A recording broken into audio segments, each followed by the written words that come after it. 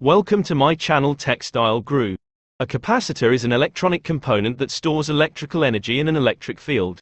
It consists of two conductive plates separated by a non-conductive material called a dielectric.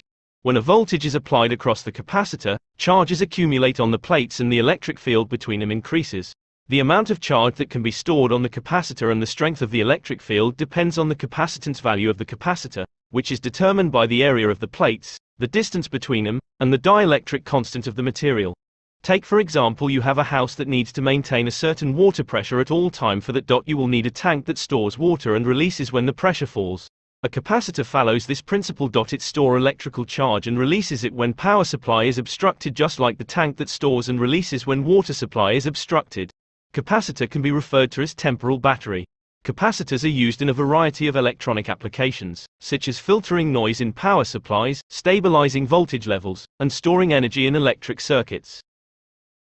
Thanks for watching. For more video, subscribe and like my channel.